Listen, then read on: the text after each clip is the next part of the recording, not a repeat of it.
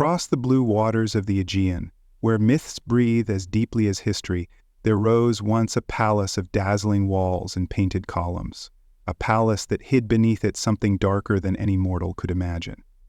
In Knossos, under the reign of King Minos, a prison was built not of iron bars but of corridors, not to hold men, but to conceal shame. At its heart roared a creature born of pride and punishment, the Minotaur, half man and half bull, a hunger-given flesh. For years, Athens bowed under its terror, sending its children into the twisting dark, never to return. But the labyrinth was never only a place. It was a mirror of the human soul, of the choices that entrap us, of the monsters we create when we deceive gods and deny truth. It was the silence of power that hides its sins, the sorrow of those sacrificed, the courage of one youth who dared to enter, and the fragile thread of love that guided him back. This is the story of the Minotaur's prison, a story of kings and gods, of betrayal and defiance, of the shadows we bury and the threads we cling to. It begins in Crete's golden age, but it does not end there, for the labyrinth still lives in every society we build, in every mind we wander, in every fear we face. The Minotaur still waits. And we, like Theseus, must step into the dark. When we imagine Crete in the age of myth, we picture shining palaces with painted walls, ships sailing proudly across the Aegean, and kings who claimed their thrones not only with blood but with the blessing of the gods. Yet beneath the beauty, beneath the grandeur, beneath the confident steps of dancers leaping over bulls and priestesses raising their arms to the sun, there was a shadow. It was the shadow born of pride and broken promises, a shadow made flesh in the shape of a monster, and a shadow given walls in the form of a labyrinth. The story of the Minotaur is not a story that begins with a hero's triumph. It begins with a king who thought he could outwit a god. Minos, son of Europa and Zeus, wished to rule Crete with more than a mortal's claim. His brothers challenged him, his people murmured doubts, and even his bloodline, though divine, was not enough. He prayed to the sea, to Poseidon, whose trident stirred storms and who was the bringer of fertility to both land and beasts. "Send me a sign," he begged. "Let all who look upon it know that my kingship comes from you." Poseidon listened. From the foam of the sea, a bull arose, a creature so radiant it seemed carved from ivory and fire. Its hooves struck sparks, its eyes gleamed with divine flame. The people gasped, fell to their knees, and Minos knew the throne was his. But promises bind not only men, but kings as well. The bull was not his to keep. It was a gift that was meant to be returned, to be sacrificed in Poseidon's name. Yet when Minos looked upon the bull, he saw not an offering but a treasure. How could he kill such a beast? How could he send such magnificence back to the flames? Pride twisted his heart and greed bound his hand. He took another bull, an ordinary one from his herd, and slew it instead. The god's eyes, endless as the sea, saw the deceit. Poseidon's vengeance did not fall in thunderbolts or earthquakes. It came quietly, cruelly, in a way Minos could neither stop nor undo. It entered the heart of Pasiphae, his queen, daughter of Helios the sun god. Into her mind, Poseidon poured a desire so unnatural that it consumed her. She could think of nothing but the divine bull. Her days were restless, her nights sleepless, her thoughts a fever of longing. Desire became obsession, obsession became torment.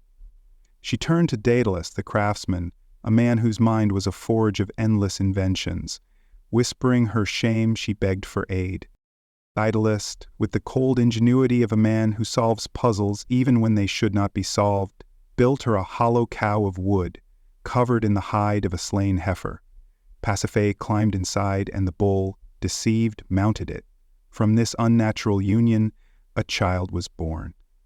A child who bore not the features of one world, but of two. His body was strong, his chest human, but his head bore horns, and his face was that of a bull. He cried not like an infant, but roared like a beast. Pasiphae held him in her arms with both love and dread. Minos, seeing him, knew his sin had been made visible. He could not kill the child, it might anger the gods further. but he could not let him roam free. The child grew, stronger with each season, his appetite was fierce, his temper uncontrollable. The people whispered, some said he was cursed, some said he was divine. Minos saw him as both shame and threat. He turned again to Daedalus. This time the craftsman was asked not for a device of deception, but for a prison, and Daedalus conceived a marvel unlike any seen before. The labyrinth was not built merely of walls and stones. It was built of confusion. Corridors twisted back upon themselves, pathways branched and rejoined, the air seemed to shift. Light dimmed where it should not, echoes distorted sound. A man might take 10 steps forward only to find himself where he began. It was not only a trap for the body, but for the mind. Within it, no one could know direction. Within it, no one could hope to escape. Into this maze, Minos cast the creature, his own son, the Minotaur. The monster grew in darkness. It fed first on beasts, then on men. Its hunger was endless, and to feed it Minos devised a cruelty that ensured both its survival and his dominance. Athens had once offended him, perhaps by killing his son, Androgeus, perhaps by refusing proper tribute. Whatever the reason, Minos conquered them and demanded penance. Every 9 years, or every year, some say, Athens was to send 7 youths and 7 maidens to Crete. They were led into the labyrinth.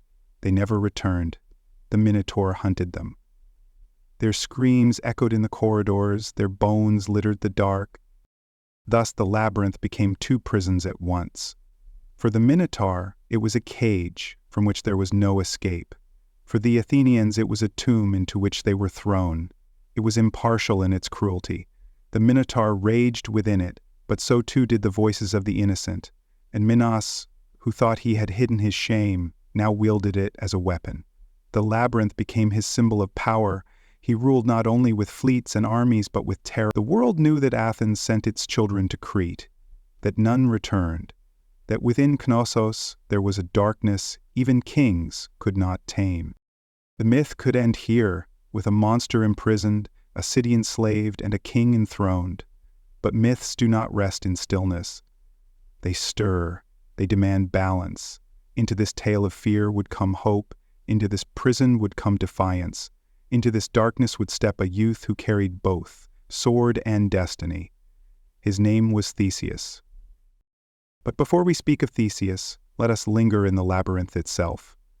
Imagine the place not as ruins, not as lines drawn on a modern map, but as it was in its dread.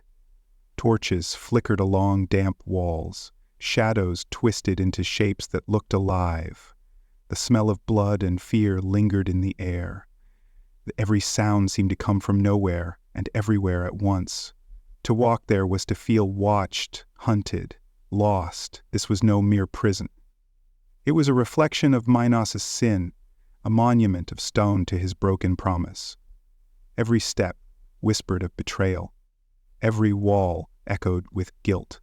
And at the center, waiting, was the Minotaur. The story of the Minotaur's prison is not only about a beast trapped in stone, but about what happens when pride blinds kings, when gods are mocked, when punishment is woven not into lightning but into bloodlines. It is about how we build prisons not only for monsters but for ourselves. Minos sought to hide his sin and instead created a darkness that consumed his people. The labyrinth was not just the Minotaur's prison, it was his. And so the tale begins. Athens lived in the shadow of the sea. Its walls stood tall, its people were proud. But each year, when the black-sailed ships appeared on the horizon, pride gave way to silence. The children of the city, chosen by lot, were gathered in the square. Their families wept, not openly, for despair had become ritual, but in hushed sobs, in clenched fists, in silent prayers that some miracle might intervene. Yet year after year the miracle never came. The tribute was the cruel invention of Minos, a constant reminder that Athens had failed to resist him, that their lives were not their own. 7 boys, 7 girls, drawn from the flower of the city's youth, were taken to Crete, offered not as guests or allies, but as sacrifices. They stepped aboard ships that sailed across the Aegean, knowing that at the end of the journey awaited only stone walls and the roar of the beast. The city carried their absence like a wound that never healed. Each year the wound was torn open anew. In this silence grew a name. Theseus, son of King Aegeus, was not yet a legend. He was young, strong, and already known for his daring, but he was also restless. He had traveled the road from Trojan to Athens, a road that was itself a proving ground of monsters and brigands. He met each danger with courage, and more than courage, with justice. The bandit Sinis, who bent pine trees to tear men apart, Theseus slew with his own device. A Bicrustes, who stretched or cut travelers to fit his iron bed, Theseus forced into the same fate. By the time he arrived in Athens, he carried not only a sword, but a reputation. People whispered that he was a new Heracles, a youth destined for greatness. Yet greatness does not come in comfort. It comes in crisis, and Athens was drowning in the sorrow of the tribune. When the lot was drawn once more and the names of the doomed were called, Theseus stepped forward. His father cried out in protest, for Aegeus had only this son, and the fear of losing him was too great. But Theseus's eyes burned with purpose. "If I am to be king one day," he said, "I cannot sit idle while my people suffer. I will go to Crete not as a victim but as the end of this curse. I will slay the Minotaur." The people murmured, half in hope, half in dread. Many had spoken bravely before, but none had returned. Could this youth, untested in the scale of empire, truly succeed, where none had even survived? Yet in their hearts something stirred. For the first time, the doomed voyage seemed less like submission and more like defiance. When the day of departure came, the ship stood ready in Piraeus harbor. Its sails were black, as tradition demanded, symbols of mourning. Theseus clasped his father's hands and promised, "If I return victorious, I will raise white sails so you may know from afar. If I fail, the black sails will bear the truth." Aegeus wept, but let him go, and so the ship pulled away, bearing Theseus and the chosen youths across the wine-dark sea. The voyage to Crete was not swift, nor was it silent. The Athenians huddled on the deck, eyes hollow, hands trembling. Yet when they looked to Theseus, they saw something new. He did not weep, he did not tremble. He stood at the prow, staring at the horizon, his sword near, his jaw set. Hope, fragile as it was, began to replace despair. For the first time, the victims dared to imagine return. And in Crete, the court of Minos waited. The king was older now, but his pride had not dimmed. He wore his power like armor, unshaken by time. When the Athenians were brought before him, he looked at Theseus with suspicion. This was no ordinary tribute. There was a steadiness in the boy's gaze, a defiance in his bearing. But Minos trusted his labyrinth. No mortal had ever escaped it. No mortal ever would. Yet not every heart in Crete beat with cruelty.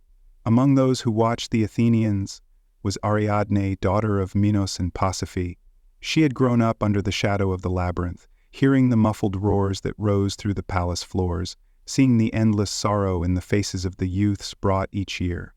Her heart was heavy with pity, but also with longing, for freedom, for love, for something beyond the cold authority of her father's rule. When she saw Theseus, her heart stirred with a recognition she could not explain. Love in myths is never gentle. It arrives like fire, sudden and consuming. Ariadne saw in Theseus not only beauty and strength, but possibility. She sought out Daedalus, the old craftsman still bound to Minos' service. From him she learned a secret. The labyrinth, though confounding, was not unbeatable. A simple tool could undo it, a thread, unwound as one walked, tied at the entrance, gathered again upon return, a fragile thing, yet more powerful than walls of stone. Ariadne found Theseus in the night and gave him the ball of thread. Her voice was soft, urgent. "Fasten this at the entrance, unwind it as you walk. The labyrinth confuses even the bravest, but the thread will remember when you cannot. Only with this can you hope to return." Theseus took her hands, understanding both the risk and the gift. He swore that if he lived, he would take her away, far from her father's tyranny, to a life of freedom by his side. Their pact was more than love. It was rebellion, The night before the sacrifice, silence fell heavy over Knossos. The palace gleamed with torchlight, but beneath its stones the labyrinth yawned like a mouth waiting to devour. The Athenians wept quietly, clinging to each other. Ariadne lingered in shadows, torn between fear and hope. Theseus sat apart, his sword across his knees, his hand steady on the thread. He did not look like a boy awaiting death. He looked like a man preparing to face destiny. And in the labyrinth, the Minotaur stirred. Its hunger was endless, its rage eternal. It bellowed, a sound that rattled through the palace above, shaking the columns, unsettling the guards. It was not just a beast, it was a curse given flesh. At dawn, the Athenians were led to the great doors of the labyrinth. The air was damp, cold, smelling of dust and blood. The gates creaked open, darkness gaped before them. Theseus tied the thread to a stone at the entrance and turned once to meet Ariadne's eyes. Then, with the doomed youths behind him and destiny before him, he stepped inside. The labyrinth swallowed them, and above Minos believed his power remained absolute. The air inside the labyrinth was thick, heavy, unlike the open breath of the world above. It clung to the skin, damp and stale, as though it had been sealed for centuries. The Athenians huddled together, pressed close to Theseus, as the heavy gates closed behind them. The sound of iron against stone was final, echoing in their ears like the toll of a bell.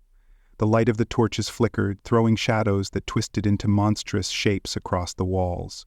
The labyrinth was alive, not in the way of flesh and blood, but in the way of dreams that confuse, that terrify, that never let you rest. Theseus fastened the thread to the stone at the entrance and held the spool in his hand, unspooling it with each cautious step. The path ahead was narrow, then widened into halls that seemed to stretch endlessly. Corridors branched left and right, some rising, some sinking, some doubling back upon themselves. The Athenians whispered in fear, the sound bouncing strangely, as though the walls mocked their voices. Each footfall echoed too loudly, and yet seemed swallowed as soon as it was made. As they ventured deeper, the maze bent, their sense of direction.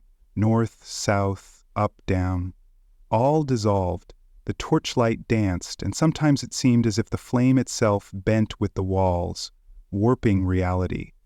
The deeper they went, the more the fear grew. They knew that somewhere, unseen, the monster waited. It was not long before the first sound reached them, a low rumble, like thunder rolling across the sea but confined within stone, then a snort, guttural, sharp, followed by the unmistakable scrape of hooves against rock. The Minotaur was awake. The Athenians froze, clutching each other, eyes wide with terror. Theseus alone did not falter. He tightened his grip on the sword, his other hand steady on the thread. The sound grew louder. Dust fell from the ceiling as the creature moved through the corridors. It did not stalk with stealth. It did not hunt like a predator of patience. It bellowed, announcing itself, a roar that shook the walls. The very air vibrated with its hunger. The Athenians whimpered, some sinking to their knees. Theseus motioned them to be still, to stay close, to let him move forward. And then, from the shadows, it came. The Minotaur emerged with a presence that dwarfed the torchlight. Its body was massive, human in shape, but twisted by power. Shoulders broad, arms like clubs, legs thick and ending in hooves that struck sparks from the floor. And above this towering body, the head of a bull, curved horns, wide nostrils flaring, eyes burning black with fury. Its roar thundered through the corridor, a sound of rage, of hunger, of pain. The Athenians shrieked, stumbling back, their courage shattered at the sight of nightmare made flesh. Then the beast lowered its head and charged. The ground trembled with its weight, dust rising with each strike of its hooves. Theseus leapt aside, the rush of air from its passage nearly knocking him to the ground. The Minotaur slammed into the wall, stone cracking, yet it shook off the impact with a roar of fury. Theseus lunged, driving his sword into its shoulder. Blood sprayed, steaming in the cold air. The Minotaur bellowed, turning, swinging one massive arm like a hammer. The blow caught Theseus across the chest, hurling him against the wall. Pain seared his ribs, his breath crushed from him, but he rose again, steady, refusing to yield.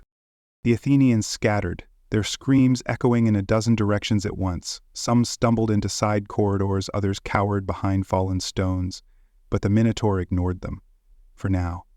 Its eyes locked on Theseus, the one who dared to strike.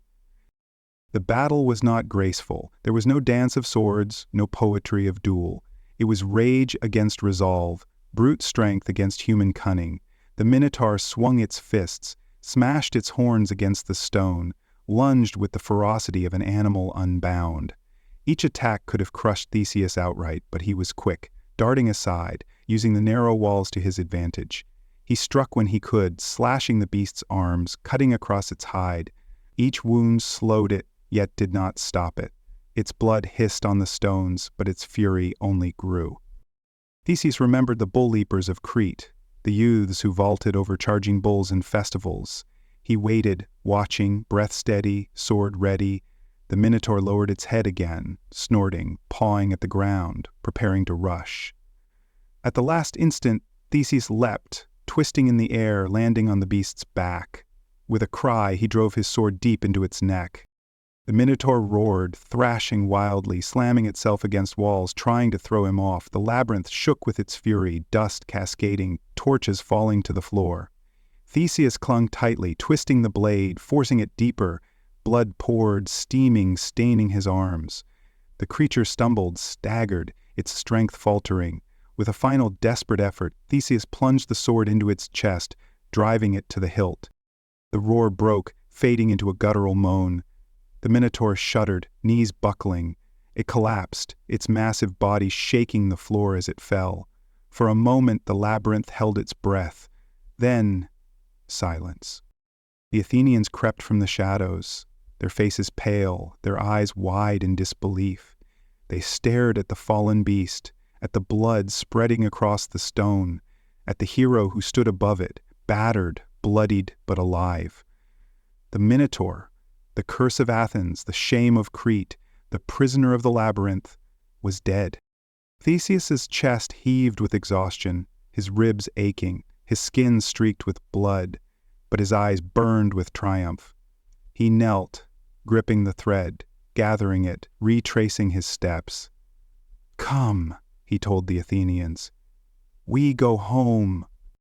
Slowly, carefully, they followed him back through the twisting corridors.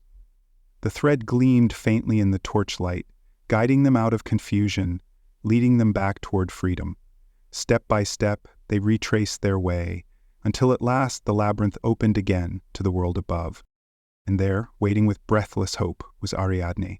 When she saw Theseus emerge, bloodied but unbroken, her eyes filled with tears. The Athenians stumbled behind him, pale but alive, holding one another in disbelief. For the first time in years, the labyrinth had failed to claim its victims. For the first time, the prison had been broken.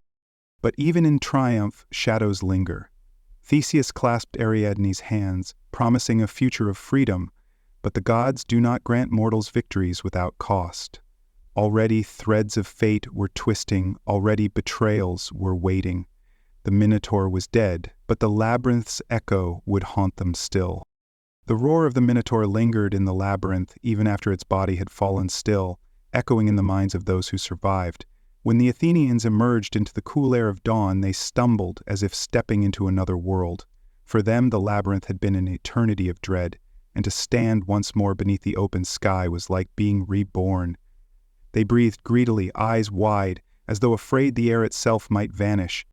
Above them, the palace of Knossos gleamed as it always had, its painted walls vibrant with blues and reds, its courtyards alive with morning sounds. Yet something profound had shifted. The labyrinth's shadow was broken. A prison that had held both monster and victims was now only stone. The Minotaur's body lay deep within, silent at last. But their triumph was fragile, for Minos still lived. The king knew nothing of what had happened beneath his palace. If word reached him before the Athenians escaped, vengeance would descend swiftly. Theseus understood that victory inside the labyrinth meant nothing if they remained trapped on Crete. He turned to Ariadne, whose courage had made their survival possible. "We must flee tonight," he said. "The labyrinth is no longer our prison, but this island still is." And so the plan was set. By nightfall, when the city quieted and the torches burned low, the Athenians gathered at the harbor.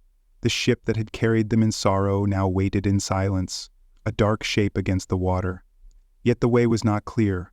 Guards patrolled the docks, soldiers kept watch, and Minos' power reached everywhere.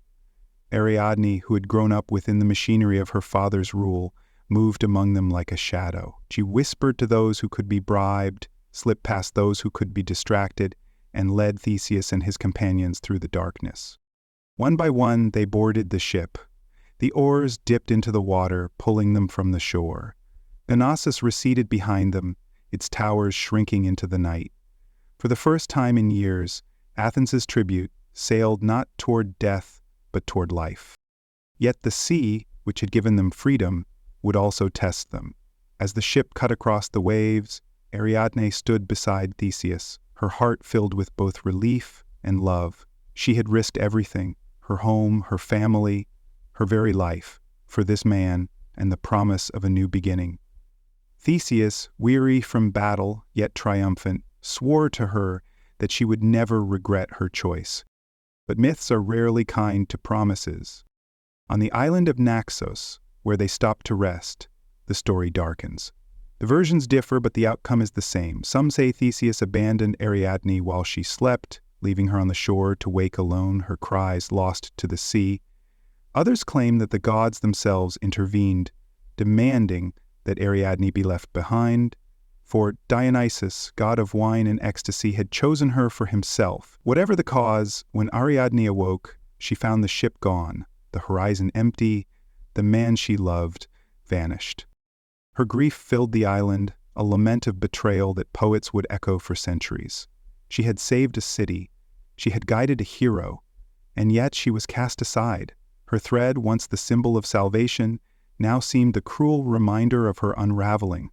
But the gods are strange in their mercies. Dionysus came to her, crowned her with ivy, and made her his bride.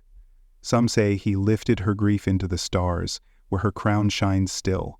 Thus Ariadne, forsaken by man, was immortalized by God. Meanwhile, Theseus sailed onward, his heart heavy with triumph and guilt. He carried the survivors of Athens, their lives a testament to his courage. Yet even heroes are not free from mistakes. He had promised his father that if he succeeded, he would raise white sails on his return, so that Athens might know joy from afar. Black sails meant death, white sails meant life. But in the tumult of escape, in the sorrow of Ariadne, in the exhaustion of survival, Theseus forgot. When the ship approached Athens, its black sails billowed against the sky. On the cliffs above, King Aegeus watched with desperate eyes. He saw the dark sails and believed his son was dead. Overcome with grief, he cast himself into the sea. The waters closed over him, and ever since that sea has borne his name, the Aegean. When Theseus stepped ashore, he was hailed as a savior, yet the joy was bitter. The Minotaur was dead, the tribute ended, Athens freed. But his father was gone, Ariadne was lost, and his victory was shadowed by tragedy. Such is the way of myths. Triumph never comes untainted. Every monster slain leaves scars, every labyrinth escaped leaves ghosts. And so the story turned again. Theseus was king, but burdened with guilt. Ariadne was immortalized, yet through abandonment. Minos still lived, his palace intact though his power shaken. The labyrinth remained, not as a weapon of terror but as a symbol of betrayal, of pride, of choices that cannot be undone. The prison had not vanished, it had only changed form. When word reached Minos that his labyrinth had been broken, his monster slain, and his daughter stolen, his fury rose like a storm. He had thought the labyrinth infallible, a prison no mortal could ever overcome, a monument to his cunning and power. Now it was reduced to hollow stone, its secret undone by a ball of thread. The shame burned deeper than the rage. His pride had been wounded, his authority mocked, and his house fractured. The sins he had sought to bury beneath Knossos had broken the surface and spread across the sea.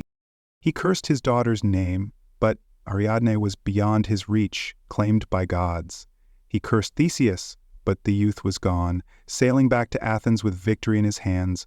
All that remained to him was Daedalus, the craftsman who had created the labyrinth, who had given his daughter the secret that destroyed it, who now stood as both genius and traitor. Minos seized him and his young son, Icarus, and confined them. Not in the labyrinth. Minos was not fool enough to risk losing them there, but within the palace itself. They were prisoners in chambers high above the ground, watched by guards, their every step measured.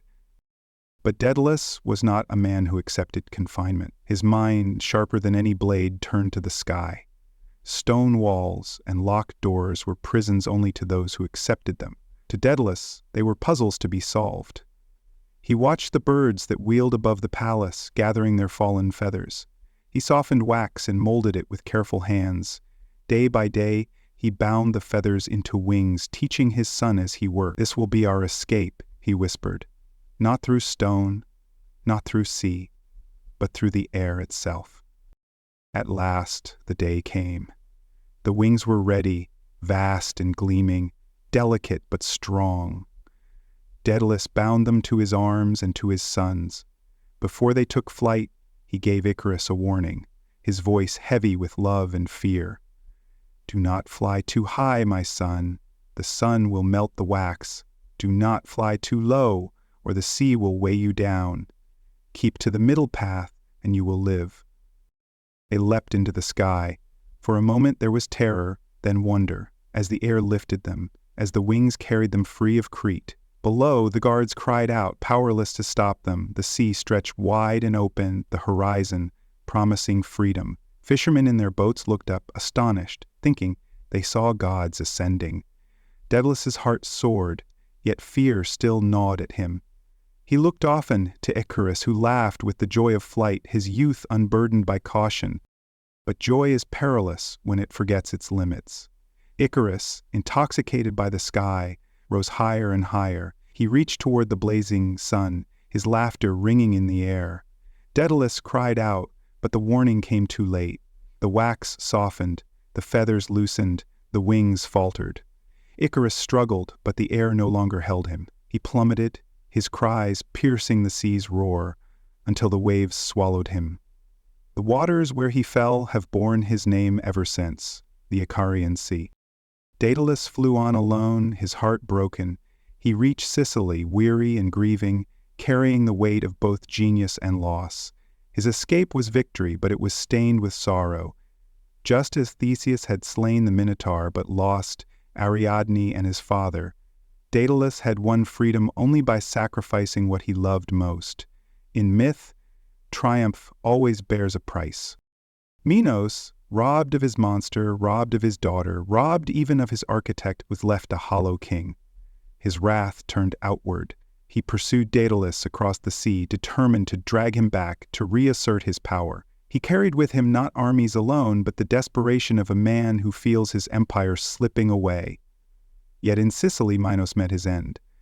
Some say he was betrayed, some that he was slain in the baths, scalded by boiling water. However it happened, the king who had built his reign on pride and fear died far from Knossos, defeated not by gods, not by armies, but by the unraveling of his own making.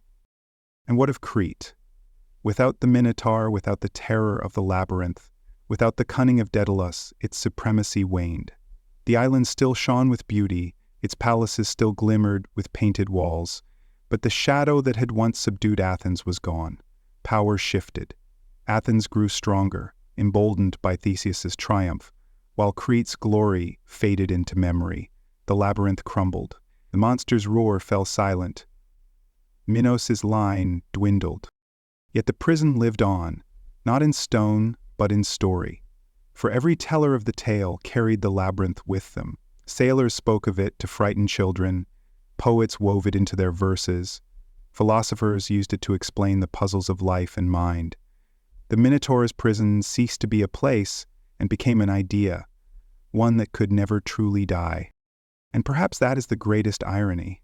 Minos built the labyrinth to hide his shame, to contain the monster, to silence the whispers of the god's punishment. But in building it, he created something immortal. The labyrinth outlived him. The Minotaur outlived its own flesh. Even Daedalus's wings, even Theseus's sword, even Ariadne's thread, none erased it. The prison endured, shifting from Crete to memory, from stone to symbol, from past to present. It waits still, not in Knossos, but in the human heart. For the labyrinth is not merely a ruin of walls. It is the pattern of pride, the consequence of deceit, the shape of our fears, and the Minotaur is not only a monster once slain. It is the hunger that lingers in us, the shadow we carry, the beast we try to bury. The story of Minos' downfall is the story of every king who believes he can cheat the divine, of every man who thinks he can bury his shame, of every age that builds prisons only to be trapped by them. The labyrinth remains. The labyrinth may have fallen silent, its stones left to crumble under the sun, but its echo never ceased. For though the Minotaur was slain, though Minos was dead, though Daedalus had flown and Icarus had fallen, the story endured. Myths do not vanish when their temples collapse. They live on because they speak not of one time, but of every time. And the labyrinth was never only in Crete. It was in the human imagination, a structure too vast to be destroyed by ruin. Even in the ancient world, poets and philosophers began to reshape it. For them, the labyrinth was more than a prison. It was the shape of existence itself. The Greeks knew well the bewilderment of life's choices, the way paths branched endlessly, the way one decision could return upon itself. To them, the labyrinth mirrored fate, inescapable, confusing, yet inescapably ours. And the Minotaur, at its center, was not only a monster of flesh, but the embodiment of that which terrified, the thing each man must face. In Rome, the story grew even wider. Mosaics of labyrinths adorned villa floors from Spain to Syria, intricate designs spiraling inward. They were not meant to frighten, but to fascinate. To gaze upon them was to trace the path of existence, to imagine walking through its winding turns. Children played on them, adults meditated upon them, and in these images the Minotaur was sometimes forgotten, sometimes placed in the center like a puzzle's prize. But whether present or absent, the monster haunted the edges. Every labyrinth, even the ones made for beauty, seemed to whisper that something waited at its heart. When Christianity spread across Europe, it did not destroy the labyrinth, it absorbed it. In the great cathedrals of the Middle Ages, labyrinths were carved into stone floors. The most famous, at Chartres in France, stretched like a vast circle, its paths winding toward the center. Pilgrims who could not journey to Jerusalem walked the labyrinth instead. Each step an act of devotion, each turn a trial of faith. The Minotaur was gone, erased from the holy design, but sin itself had taken its place. The labyrinth became the world, full of temptations and dead ends, while the faithful soul walked patiently, guided by God's grace. Ariadne's thread, reborn as divine mercy. In these centuries, to walk a labyrinth was not to face a beast, but to face one's soul. Yet the echo of the old myth was never far away. Even without horns or roars, the fear of being lost remained. The pilgrim, like Theseus, needed faith as a thread to escape. With the Renaissance came a return of the Minotaur. Artists painted him again, sculptors carved him, poets told of his sorrow and his rage, yet they did not always show him as a mindless beast. Sometimes they gave him eyes full of loneliness, shoulders slumped in despair, as though he too were a prisoner deserving pity. The Renaissance loved contradictions, and the Minotaur was contradiction embodied, half man, half beast, victim and power, shame and power. At the same time, rulers built labyrinths of hedges in their gardens, mazes to delight the wealthy, puzzles to amuse. Children ran laughing through them, lovers met in their winding turns. Yet even these playful labyrinths carried a whisper of Crete, as though to be lost even for amusement, was to touch something ancient and haunting.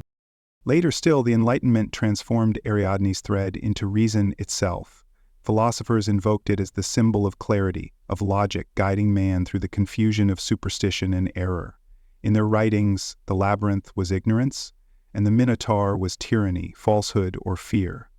Theseus became the rational mind, armed not only with courage, but with the steady guidance of logic's thread.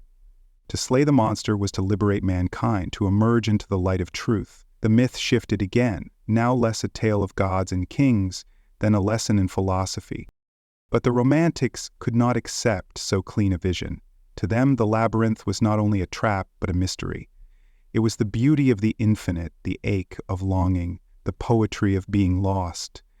They wrote of Ariadne's tears, of Theseus's betrayal, of the Minotaur's solitude. They saw in the monster not just horror but pathos, a being born not of its own will, condemned to hunger in darkness, misunderstood and Painters showed him slumped in corners, head bowed, as though waiting for death. In these visions, the prison was not only for the Athenians, but for the Minotaur himself. He was as much victim as villain. By the modern age, the labyrinth had become something else again. It was no longer only a myth to be retold, but a metaphor to be reinvented. The writer, Jorge Luis Borges, blind yet brilliant, imagined labyrinths not as prisons of stone, but as infinite structures of thought. In his stories, the labyrinth became time itself, endless and circular, where man wandered seeking meaning. He even gave the Minotaur his own voice in the house of Asterion, where the beast speaks in loneliness, describing the halls he roams, longing for a savior to end his solitude. Theseus arrives not as enemy, but as release. In Borges's hands, the labyrinth was no longer an ancient ruin, but the condition of life itself. And so the myth stretched across centuries, across cultures, across minds, in mosaics, in cathedrals, in gardens, in poems, in novels, in films. The labyrinth returned again and again. Each age found in it what it feared most, what it longed for most, what it could not explain. The Minotaur's prison was never just about Crete. It was about us. To speak of the labyrinth now is to speak not of stone, but of the mind. In the modern age, psychology looked upon the myth and saw in it not merely a tale of gods and kings, but a mirror of the human soul. For each of us, it seemed, carried within us a maze, winding corridors of memory, desire, and fear, and within that maze dwelt something we would rather not face.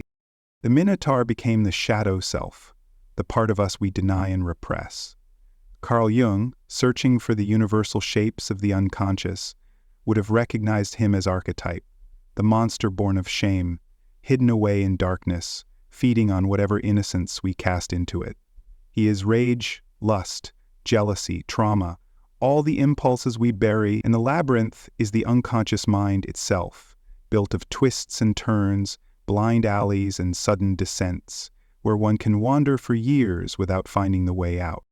Therapist became Theseus in this vision, holding a fragile thread of memory, guiding patients back through their own dark corridors to face the beast that devours them silently.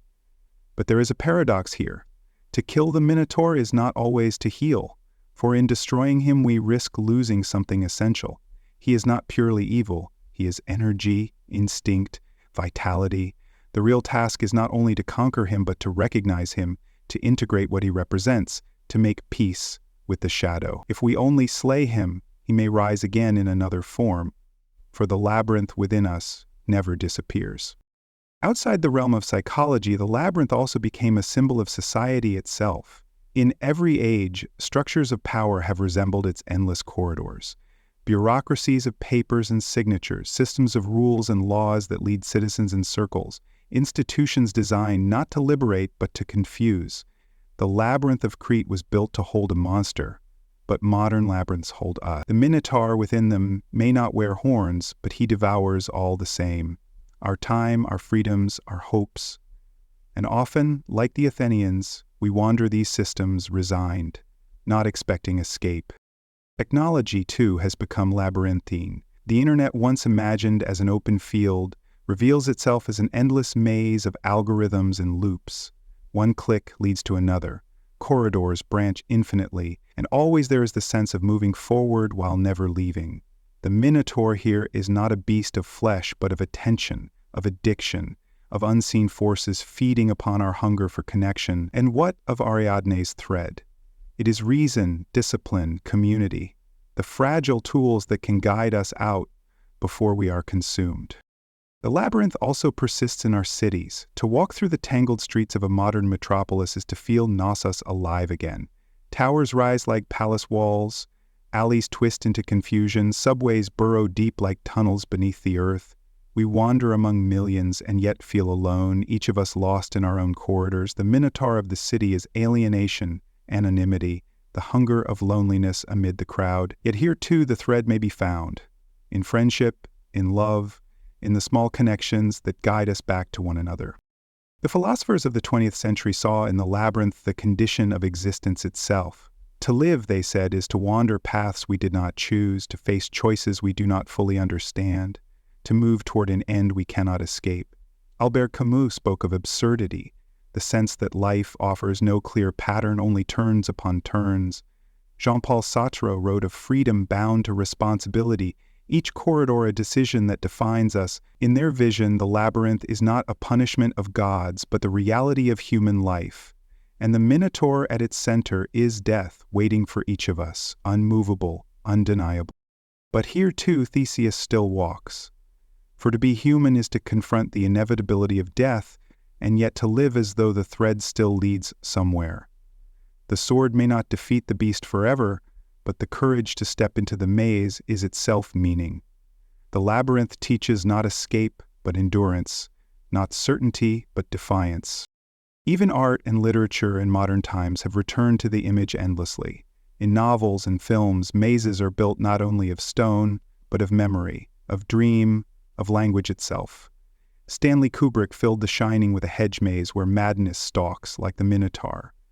Writers spin stories of infinite libraries, digital simulations, bureaucratic nightmares, each one a labyrinth in new form. And always there is something at the center, something monstrous or divine, waiting to be faced. In all these visions, the prison has shifted but never vanished, for what the Minotaur's prison has always taught is that the monster is not outside us but within us, and the walls are not only stone but circumstance. Each of us builds corridors around our fears, our secrets, our mistakes, and each of us must one day descend into them. The thread remains fragile, but it remains. Sometimes it is love, as when Ariadne placed it in Theseus's hand. Sometimes it is faith, as when pilgrims walked the labyrinth of Chartres. Sometimes it is knowledge, as philosophers declared in the Enlightenment. Sometimes it is art, as Borges spun his infinite stories. But always it is something small, something easily broken, yet stronger than any prison. Thus the myth lives not because of what happened in Crete, but because of what happens in us. We are all wanderers. We are all builders of mazes. We all hear, faintly in the dark, the bellow of the beast, and each of us must decide whether to flee, to hide, or to face it with thread in hand. The labyrinth may have been born in the stones of Knossos, but it has never stayed there. Long after the palace fell, long after the Cretan seas ceased to carry black-sailed ships, the image survived. It walked into paintings, into books, into stages and screens. Each age took the labyrinth into itself, reshaping it, making the Minotaur its own. In the Renaissance, artists began to look again at the half-man, half-bull, no longer with fear alone, but with curiosity. Painters placed him not always as a monster raging in shadow, but as a tragic figure, slumped, shoulders bent, as though burdened not with power, but with sorrow. The Minotaur's prison became, in these images, his exile. The very thing meant to contain his hunger became the space of his loneliness. It was as if the world had finally looked at the beast and asked, not, what does he devour, but, what does he feel? As Europe turned toward enlightenment, philosophers found in the myth a perfect allegory. Ariadne's thread became reason itself, thin, fragile, but capable of guiding humanity out of superstition, tyranny, ignorance. The labyrinth was the confusion of the old world, a place where men wandered without sense. The Minotaur was the monstrous embodiment of fear and falsehood. And Theseus was not just a hero with a sword, but the rational mind, wielding clarity against the shadow. In this telling, to hold the thread was to think, to reason, to refuse to be lost in lies. Then came the Romantics, who recoiled from neat reason and found beauty in the maze itself. To be lost was not only to be endangered, but to be alive. They saw in Ariadne's tears the poignancy of abandonment, in the Minotaur's howl the pain of exile, in Theseus's betrayal the tragic flaw of human love. The labyrinth became mystery, infinite and unknowable, and the Minotaur became less a predator than a symbol of the outsider, the creature who is feared because he does not belong. The myth was no longer a tale of victory, but of aching complexity, a reminder that even monsters have hearts. By the 20th century, the labyrinth had entered modern literature like a shadow spreading across the page. Jorge Luis Borges, weaving words like corridors, imagined infinite mazes, dream mazes, thought mazes. In his story, The House of Asterion, the Minotaur speaks for himself, pacing the endless halls, waiting not for victims but for release. The house is as large as the world, he says, or perhaps the world itself. In Borges's vision, the labyrinth was no longer only a prison built by men, but existence itself, infinite and inescapable. Theseus, when he came, was not executioner, but savior, freeing the beast from solitude. Cinema, too, took up the image. Directors placed characters in mazes, both literal and symbolic. Stanley Kubrick's The Shining ends in a hedge maze where the terror of madness takes physical shape, where a man becomes monster and chases his own family through the snow. In fantasy films, labyrinths became tests for heroes, their walls hiding not just monsters but truths. In science fiction, cities themselves became mazes, neon-lit corridors where individuals wandered under the gaze of unseen powers. Every maze on screen carried the echo of Knossos, and every lurking danger was the Minotaur reborn. Even in popular culture, the myth persisted. Video games built dungeons and labyrinths, where players braved corridors, hunted monsters, searched for threads of light to guide them back. The Minotaur, horned and raging, appeared as boss, as obstacle, as symbol of ultimate challenge. Yet players, like Theseus, returned again and again, for there is something irresistible about the descent into a maze, about facing a beast at its heart. Writers of philosophy and politics, too, borrowed the labyrinth. Bureaucracy, they said, is a maze where citizens lose themselves, where paperwork replaces pathways, where systems swallow time and energy. And within these modern labyrinths, there are minotaurs as well. Corrupt leaders, oppressive regimes, structures that feed on the powerless. To resist them is to seek a thread of justice, to hold fast to it while walking through corridors designed to confuse. In psychology, the labyrinth and the minotaur remained powerful metaphors. Therapists spoke of patients lost in the maze of trauma, hunted by the minotaur of their own past. Yet the thread was always present. Memory, trust, connection that could guide them back. To slay the monster was less the goal than to confront it, to see it for what it was, to reclaim the part of the self that had been locked away. In all these forms, the labyrinth is never just background. It is a character itself, a force, a structure that reflects the condition of being human. And the Minotaur, whether feared, pitied, or slain, is never just a beast. He is what we fear, what we hide, what we deny, what we cannot ignore. The modern world has no palace at Knossos, no tribute sent across the sea, yet the labyrinth persists. It is the internet's infinite corridors. It is the skyline of crowded cities. It is the endless forms of bureaucracy. It is the twisting paths of the self. The Minotaur persists too. He is loneliness, he is addiction, he is oppression, he is death. Each of us, knowingly or not, still carries a thread. And so the myth lives, not as a tale confined to antiquity, but as a shape that recurs wherever humans struggle, wander, and seek meaning. The labyrinth is never gone. It returns in new walls, new corridors, new forms. The Minotaur is never slain forever. He waits, reshaped, reborn, rediscovered. And Theseus never ceases to step forward, thread in hand, ready or not, to enter the dark. The labyrinth has never left us. Even now, in an age of satellites and skyscrapers, it stretches its corridors invisibly around us. The stones of Knossos may have fallen, but new walls rise, less tangible, but no less confining. We wander through them daily, often without knowing, and the Minotaur, though hornless and unseen, still waits at the turning of corridors. In the realm of psychology, the myth remains a map of the mind. Every human life holds dark passages where memory twists and trauma hides. The Minotaur there is not a beast of flesh, but a collection of fears and wounds, repressed until they prowl silently, devouring joy. We throw into these inner labyrinths fragments of ourselves, anger we cannot admit, grief we cannot bear, desires we cannot confess. Left unacknowledged, the beast grows. Therapy, philosophy, meditation, these are threads we grasp, fragile but real, guiding us back into ourselves to face what we have locked away.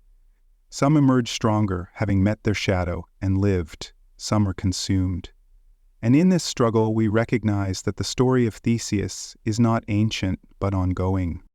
In society, too, the labyrinth stretches. Bureaucracies coil into endless forms and procedures, consuming hours and hope. Governments design systems so complex that citizens wander them like prisoners. A single signature missing, a single path misunderstood, and one may find themselves lost for years. The Minotaur here is inefficiency turned cruel, power feeding upon confusion. To slay it seems impossible, for it has no single body, only countless corridors. Yet even here a thread exists: solidarity, protest, collective courage. When people join together, they find the path outward, though the maze always returns in another guise. Technology has spun perhaps the most intricate labyrinth of all. The internet, promised as open field, has become a maze without center. One link leads to another, one corridor into the next, until the user no longer knows where they began. Algorithms shape the walls, curving them unseen, so that wanderers move in loops, convinced they are exploring, but in truth, circling endlessly.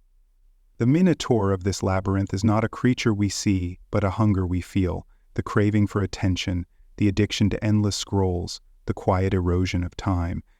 The beast devours not bodies, but focus, not flesh, but meaning. And what of Ariadne's thread in this place? It may be mindfulness, discipline, the decision to step away, but the thread feels fragile, easily lost in the glow of the screen. The modern city itself resembles the old myth. Skyscrapers rise like palaces, streets twist into canyons of glass, subways coil like tunnels beneath the earth. Millions wander daily, crossing paths yet never meeting, surrounded by noise yet suffocated by loneliness.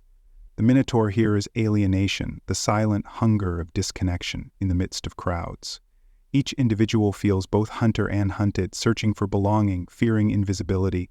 And yet within this maze, the thread is found in friendship, in love, in brief moments of recognition, when one soul sees another, and the walls momentarily dissolve. Even politics wears the mask of the labyrinth. Leaders build systems of control, cycles of power that repeat endlessly, trapping nations in turns and dead ends. The Minotaur's tyranny, sometimes blatant, sometimes disguised as safety or order, it devours freedom, voice, hope. Yet, as in Crete, heroes rise. They step forward, guided by threads of truth or justice, often fragile, often nearly broken, but enough to find their way through. Existential philosophy took the labyrinth further still, seeing in it the very shape of life. To exist is to walk a maze we did not design, to face choices that loop back, to move toward a center we cannot see.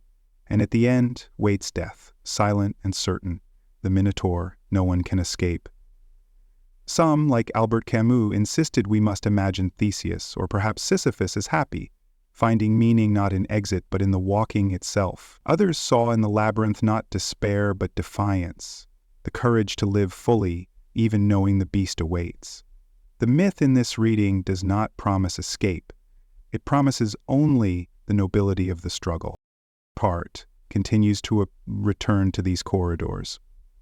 Writers construct novels as labyrinths of memory, directors fill their films with mazes of time and dream, game designers build worlds where players wander dungeons, searching for keys, facing monsters at the heart. And always the echo is the same. To step into the maze is to confront oneself, to test courage, to seek a thread of meaning. The labyrinth of our own age is perhaps the most subtle. It is not carved in stone, but woven of choices, distractions, obligations. We wake, we work, we scroll, we wander corridors built not by kings, but by our own habits. And yet the feeling is the same as it was for the youths of Athens, the sense of being sent into something vast, confusing, and dangerous, with little hope of return. The Minotaur's roar is softer now, but no less real. It is the anxiety that gnaws at midnight, the depression that shadows daylight, the hunger that no food can fill. But the myth also teaches that the thread is always there. It may be love as it was for Ariadne, it may be reason as Enlightenment thinkers believed, it may be art as Borges imagined, it may be faith as pilgrims once traced on cathedral floors. Whatever its form, the thread exists. Thin, breakable, fragile in the hand, but strong enough to lead us back. And so we wander still, each of us Theseus, each of us Ariadne, each of us Daedalus, each of us perhaps even the Minotaur. For the prison is not only around us, it is within us. And the story continues not because it was told once, but because it is lived always. The story of the labyrinth does not end with Theseus' sword or Ariadne's thread. It does not end with Daedalus' wings or Icarus' fall. It does not even end with Minos' death in a foreign land. The story endures because it was never only about Crete or Athens or one generation of gods and mortals. It was about the human condition, and that condition has not changed. The labyrinth is the shape of every age, every life, every struggle. In Crete, it was a prison built of stone, but in truth it was also a prison of pride, born when Minos thought he could outwit a god. In Athens, it was a wound of grief, a maze of sorrow renewed, each year with black sails. For Theseus, it was a trial of courage, but also a curse of guilt. For Ariadne, it was both the path to love and the mark of betrayal. For Daedalus, it was the cage of his own genius. For Icarus, the stage of his fall. Each character walked its corridors differently, but none escaped untouched. And neither do we. In every heart lies a labyrinth, winding with memories we do not wish to face, choices we cannot undo, fears we try to bury. In every society there are labyrinths of power, systems that confuse and control, built by those who would reign like Minos. In every age the Minotaur waits, horned or hidden, hunger given form. He is not only the monster we dread, but the reflection we deny. He is the shadow self, the loneliness of exile, the certainty of death. He is what lies at the center of the maze we each must walk. But the myth is not despair, for with the labyrinth comes the thread, always fragile, always easily lost, yet always there. Ariadne's gift is not of walls or weapons, but of guidance. In love, in reason, in art, in faith, in community. The thread returns in 1,000 forms. We may drop it, we may forget it, but if we hold it, it can bring us back. The Minotaur's prison teaches that victory is never pure. Theseus freed Athens but lost Ariadne and his father. Daedalus escaped but lost Icarus. Even Ariadne, lifted to the heavens, bore the wound of betrayal. No one walks the labyrinth without cost. Yet still they walk. Still we walk. The meaning lies not in escaping unscathed, but in daring to enter it all. We live in labyrinths built of stone no longer, but of screens, streets, systems, and selves. We wander them each day, often without noticing. Yet when we feel confusion, when we hear the roar of fear or grief, we are reminded the myth is with us still. To live is to walk a maze. To be human is to carry a thread. So the story ends, and so it begins again. A king deceives a god, a monster is born, a prison is built, a hero enters, a beast is slain, a thread unspools, a flight is made, a fall occurs, a kingdom crumbles, a symbol endures. The labyrinth waits in memory, in history, in every metaphor we create. It is not gone, it cannot be gone. It was never just a place. The Minotaur still breathes in our stories, the thread still glimmers in our hands, and each of us, every day, takes another step into the dark, searching for a path, searching for a center, searching, perhaps, for release. The prison remains, but so does the promise.